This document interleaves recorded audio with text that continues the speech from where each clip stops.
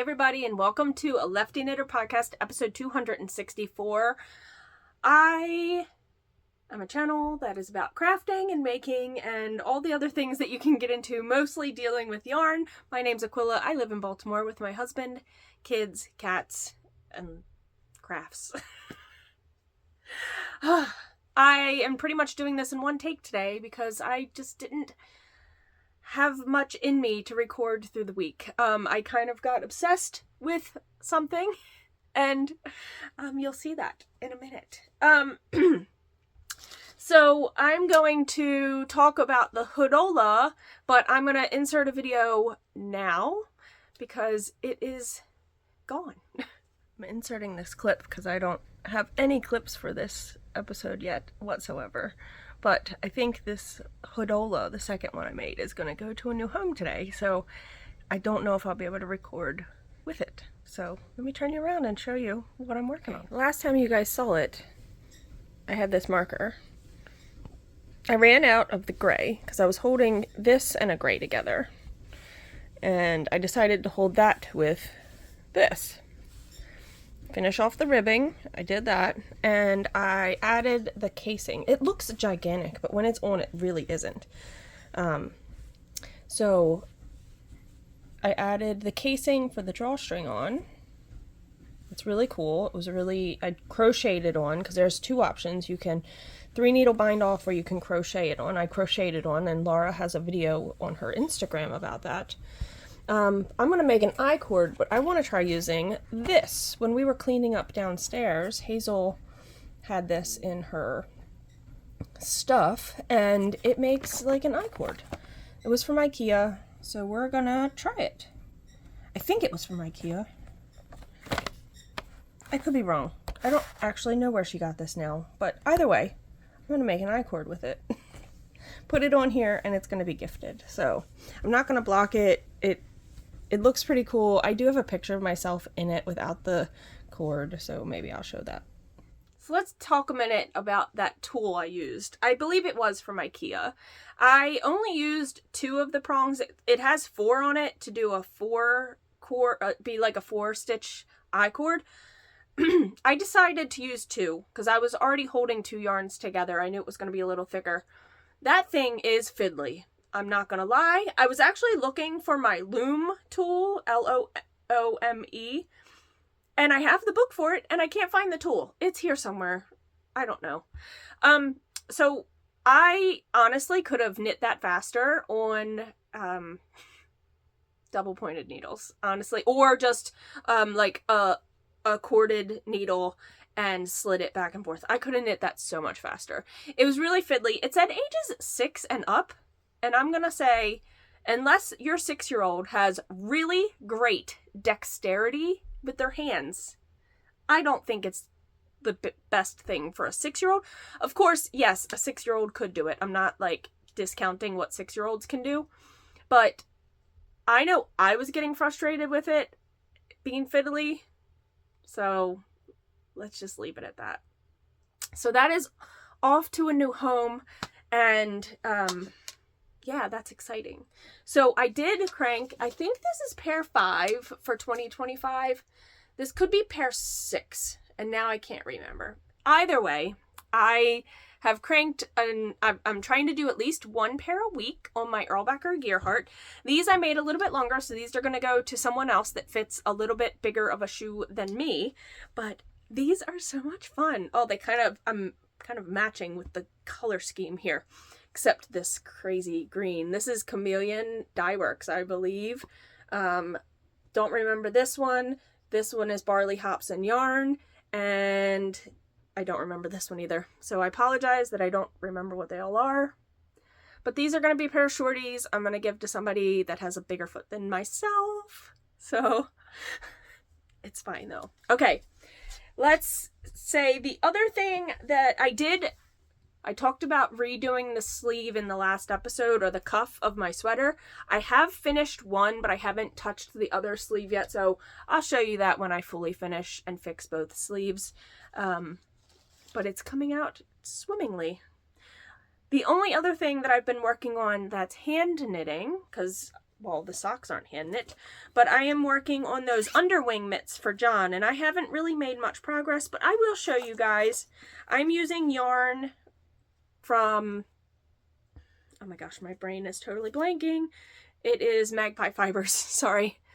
Magpie Fibers in their Quartet base, and I have not made a ton of progress. This is color work, and I just haven't, when I've sat down at night, I don't have the brain space to be doing color work. So I put a marker in where I was, and I'm telling you, I did not get far, because here's where I was, and that's all I've gotten done.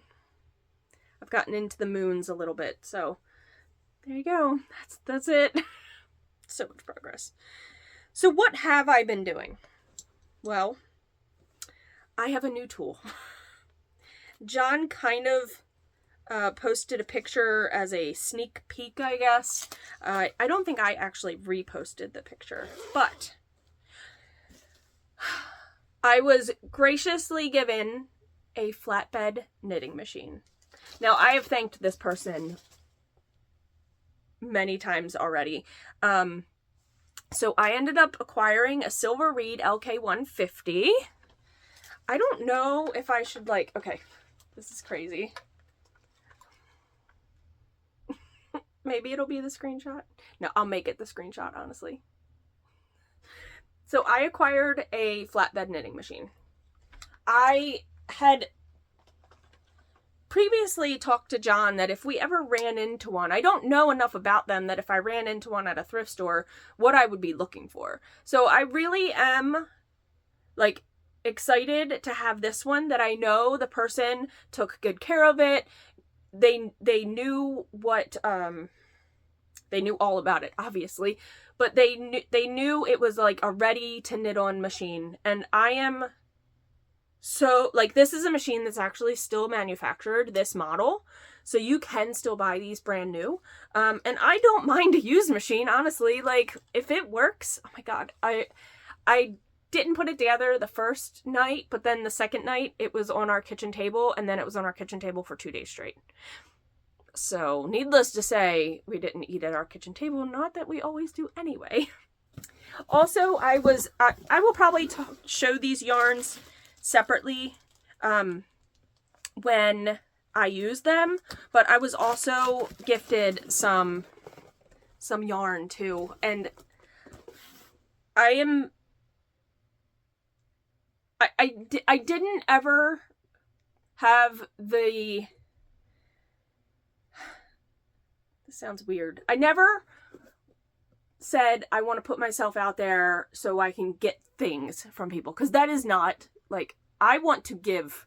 Like, I want to give things to people. I want to give my knowledge. I want to show my techniques with my knitting machine, my circular knitting machine. I don't think I'll be demoing this flatbed. There's a lot of really good YouTube videos on this machine specifically, and flatbed knitting machines, that even if I did do videos, like, there's so many. And I know there's also a lot for the circular sock machine also, but I have deep dove into watching videos. So, of course, I had to try something. And I did. So I'm going to show you guys what I did on the machine. So when I first put it on the machine, I had a mandala sparkle. I don't think it liked the sparkle, I'm just going to say, because it's not plied real well into the yarn. This is a Lion Brand yarn. It's a number 3, and it's a mandala sparkle yarn. So what did I do? I put it on the machine, and I wanted to just do flat knitting, and I did. And I knit at a really loose gauge, and then I tightened the gauge up, and I tightened it way, in my opinion, that's way too tight. I was trying to figure it out, because the machine, the book confused me a little when it said it was a 3 yarn, that I should be at whatever gauge it was, and it felt so tight, and I didn't really particularly think that the machine was knitting as smooth as it probably could. So I put the tension back out, but not as much as when I started. So this is the loosest I had it. Then it was real tight, and then it was at this tension. And then I was just practicing with the pickup tool that you use. There's different tools that you use for a flatbed knitting machine. So I was messing with that, and I was able to make like some eyelets. Now, this is going to be really hard to show, but I also wanted to see like how increases and decreases worked, and there's some really good videos. So of course I'm gonna have to just hold this with my chin, I think, so because I'm not going to be able to like, but you can see where I decreased down to a certain point. Maybe you can't see real well, but I decreased down and then I did increases. You really can't see that really well. Okay. But then I did increases. If I hold it out like that, you can see that I did decreases, and then I did increases, and then, of course, I had to try cables. Now, the book has a bunch of instructions on all kinds of different techniques that I haven't even tried yet, and yeah, then I just took it off the machine, because I was like, all right, I did this. I'll probably pull this out and use it for something, I don't know what, but then I had seen a video. Now, I knew this machine does not come with a ribber. You can't put a ribber on it. So you can't do in the round knitting like you can with some flatbed machines. There are some flatbed machines that you can put a ribber on the machine and then you can knit in the round like a circle. So I know people that have made socks on flatbed knitting machines because they can knit in the round. Now, because I can't knit in the round, I did see a video for a no-sew slipper sock. So what did I do? I took these into John and I was like, look what I made. And he was like, seriously, the first thing you make on your flatbed is a sock? You can make socks on your... I was like, I know I can, but I had to try it. So the no-sew technique is pretty interesting because, well, let me put it on a blocker to show you, because it really is quite interesting. So, sorry this kind of turned into a flatbed knitting machine talk, even though I don't really not have a lot of knowledge about them. So, now I did make two. These are probably, I'm just going to keep them for myself as like slipper socks to throw on at the house. Okay, so the first one I believe that I made was this one, and then I made this one. So let me just walk you through the construction really quick, and you can probably see or get an idea of the construction based on the way the color changes in the yarn. So you cast on, and I cast on to make the back of the sock leg, and you knit flat, and then you do your decreases and your increases, and you make the heel. So interesting. It's so interesting. Okay. And then you knit flat, flat, flat, flat, flat, the bottom of the sock. And then you again do decreases and increases to get back up to the full width here. Now, when you start knitting this flat part here, every row you're picking up a stitch from the first side that you knit, the first flat piece you knit from the back side. Now, my pickups were real bad on this first sock. They're not much better on the second sock, but they're better. Can you tell it's better? So I knit down the back of the sock, down here, you flip it, and then you go up. It was just amazing. I could make this in like 20 minutes or something like that. 30 minutes. Let's just make it like 30. That's so cool. I'll link the video down below that I watched for this, in case anybody's interested in watching it. And it's exactly how I did it. So I did that. And then I watched another YouTuber, and she had a video on doing essentially it'll be a round baby blanket. Now, I muffed up. I know better. Like, my knowledge of how a circular sock machine works really translated pretty well to the flatbed. You need to have the weight. You need to have the tension on the needles. The yarn will fall off if you don't have the proper downward tension on your project. So, and proper yarn distribution source. You have to have a proper yarn source. So I was doing it right from a skein of yarn, like not a skein, like this, trying to pull it from the center. It was a hot mess. I coned it up. I finally put some on a cone.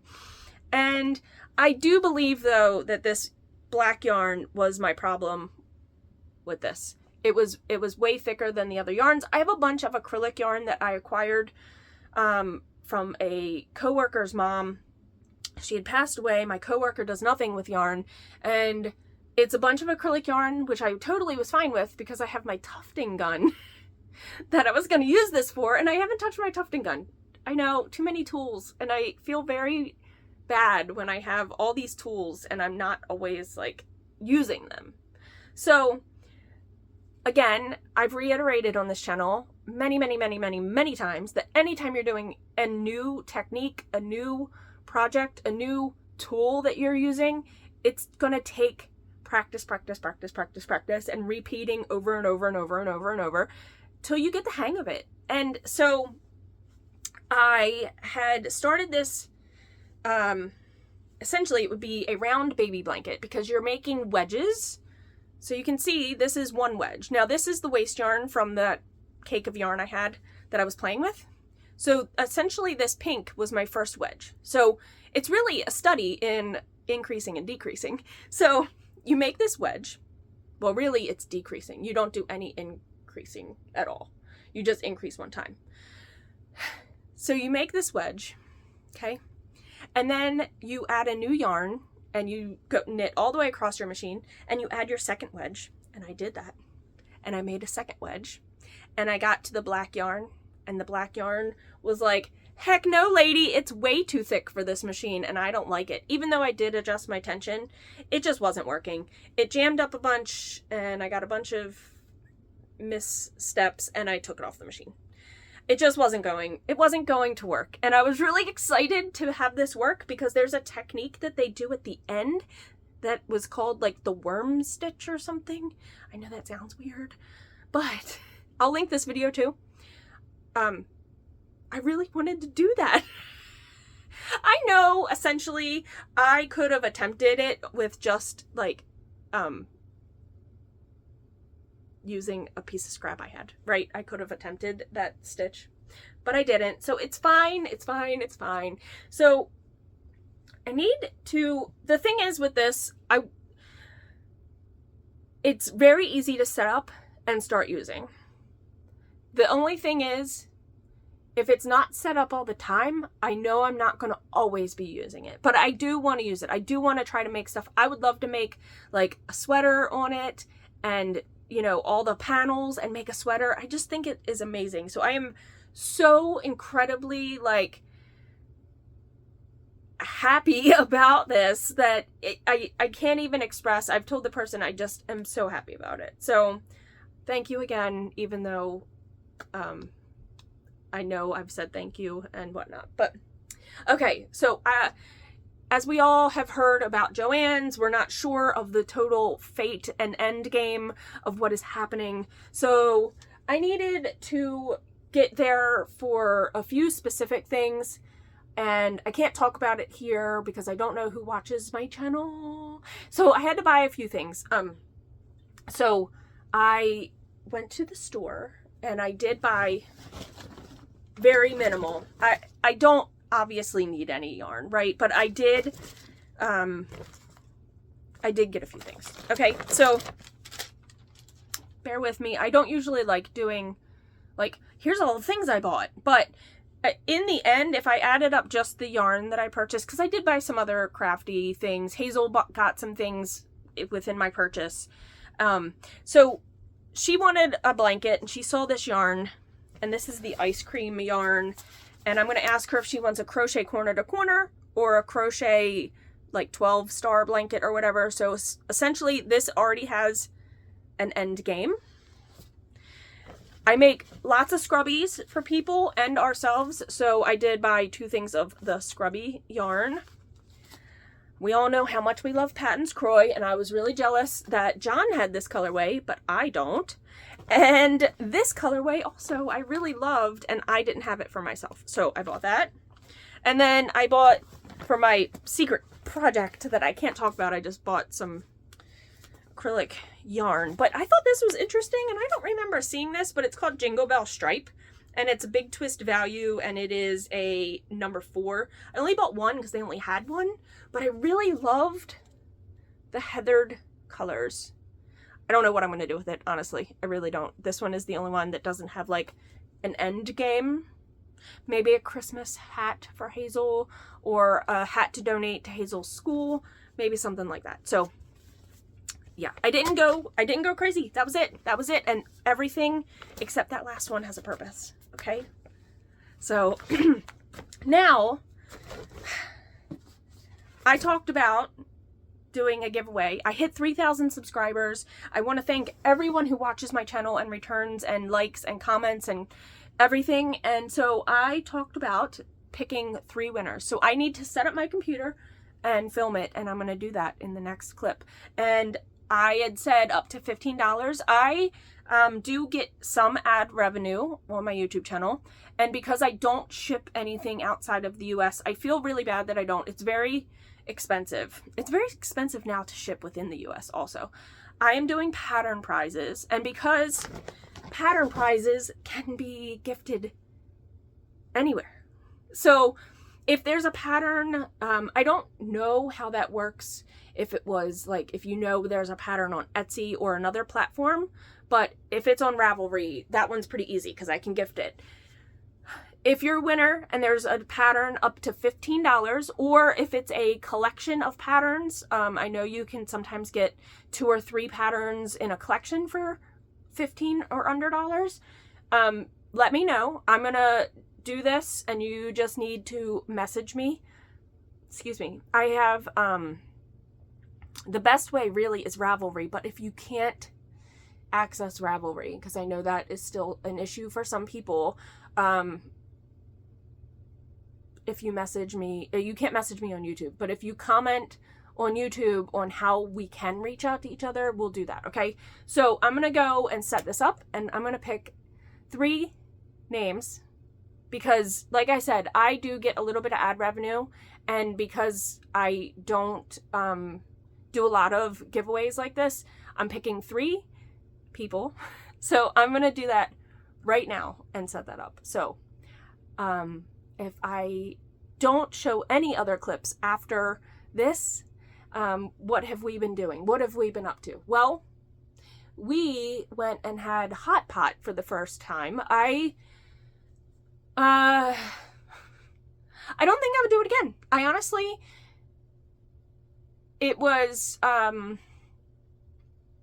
okay, so if you don't know what it is, which people might not know, hot pot or Korean hot pot or Korean barbecue, I guess you can go and you don't have to cook it yourself, but we didn't know that this part either. It's pretty much all you can eat.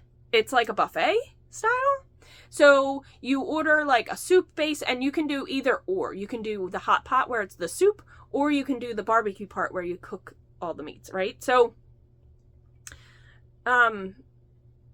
it was not super expensive, but it was not like inexpensive either. So it was a treat that we wanted to try, and we've now done it, and all of us agreed that we wouldn't have to go do it again. Does that make sense? So we went and did that, and it was good, but I'm sitting there in my sweater, I'm sweating as I'm trying to cook food at this table, and it just, I don't know. I feel like it wasn't super, I shouldn't say super enjoyable, but I just didn't find it the most enjoyable thing in the world. Okay, so yeah.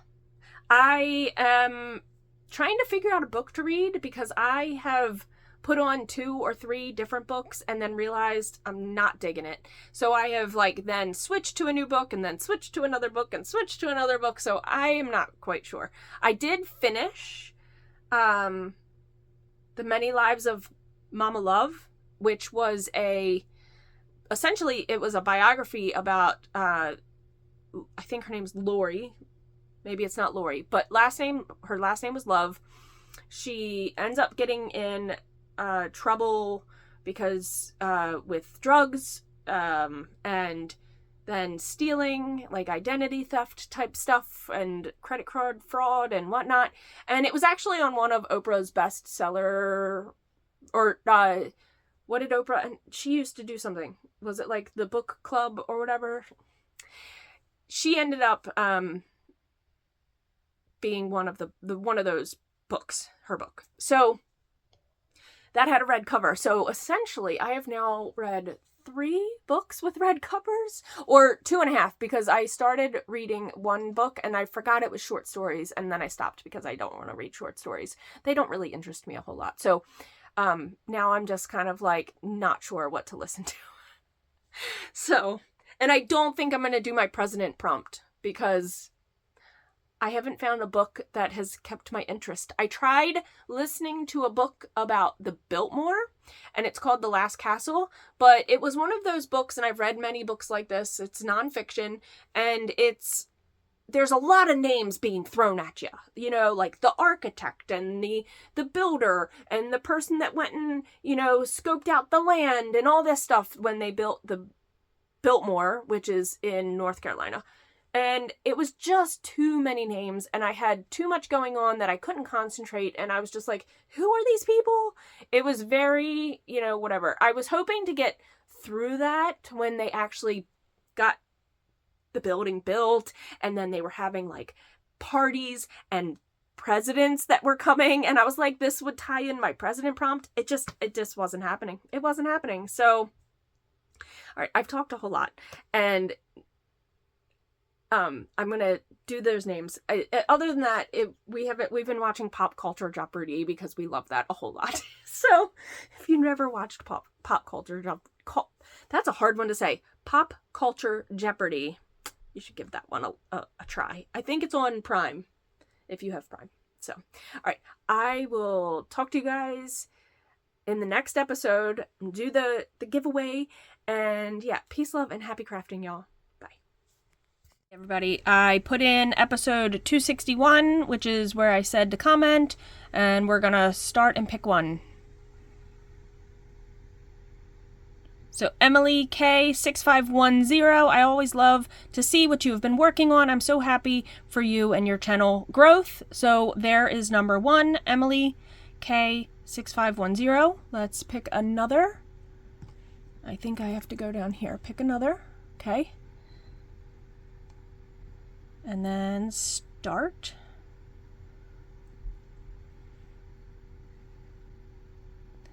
Nitty Weeza, I love your cardigan. I started a cardigan in Supernova after I saw your first one. It's stalled right now, and I'm currently working on ...